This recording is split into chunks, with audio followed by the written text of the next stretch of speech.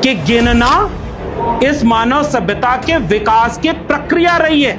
ये डॉक्टर लक्ष्मण यादव जी ने ऐसी बेमतलब कलम नहीं चलाई है, कागज खराब नहीं किए हैं, इसकी जरूरत है। इस बात के उल्लेख इस देश में मौजूद हैं कि जब भी सबसे शानदार शासन करने की कोशिश करेंगे आप, तो बिना आंकड़ों के संभव नहीं। क्योंकि सच्चाई यह है कि जिस दिन प्रतिनिधित्व के सही आंकड़े सामने आएंगे, उस दिन दुनिया की बहुत बड़ी चोरी सामने आएगी कि किन जातियों के पास कितनी जमीन है और किनके पास आज भी कोई जमीन नहीं, किनके घरों में कोई ग्रेजुएट नहीं हो पाया, किनके घरों में कोई DU JNU, और इस पुस्तक मेले में जाति जनगणना करा के देख लो आप, इस देश के 90% आबादी यहाँ तक नहीं पहुंच पाई है साहब। और अमृत काल कितना भी बड़ा पोस्टर बनवा के आप मना लो, अमृत काल में 90% भारत कहीं आखिरी पायदान पर खड़ा केवल 5 किलो अनाज का इंतजार कर रहा है। जब आप ये किताब खरीदते हैं या पढ़ते हैं, तो पढ़ने से जो आपको लाभ होता है वो तो होता ही, लेकिन जब आप खरीदते हैं तो ये खरीदना या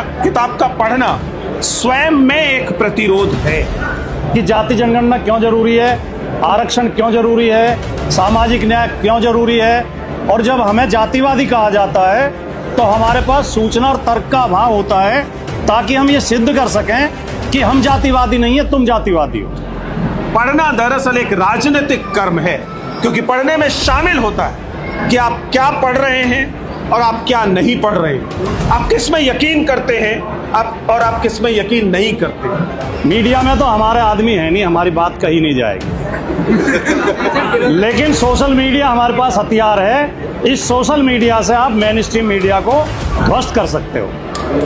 डॉक्टर लक्ष्मण यादव की बात सोशल मीडिया के माध्यम से जन जन तक पहुंचनी चाहिए।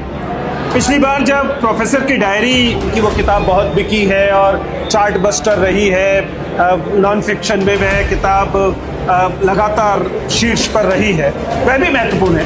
लेकिन उससे ज़्यादा महत्वपूर्ण यह भी है कि उस किताब ने पहली बार विश्वविद्यालयों की जो सड़न थी, खास तौर से जाति के मसले पर जो सड़न थी, उसे निकाल कर बाहर रखा।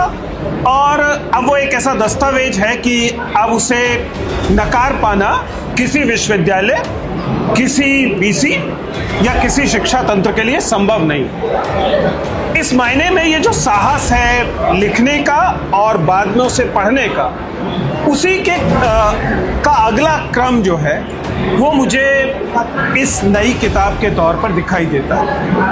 बाबा साहब डॉक्टर अंबेडकर ने जब कहा था ना कि नेशन बिल्डिंग प्रोसेस में है भारत, ये राष्ट्र है नहीं, अभी इससे राष्ट्र बनना है और सबका राष्ट्र बनना है। आखिरी पायदान पर खड़े व्यक्ति को भी सत्ता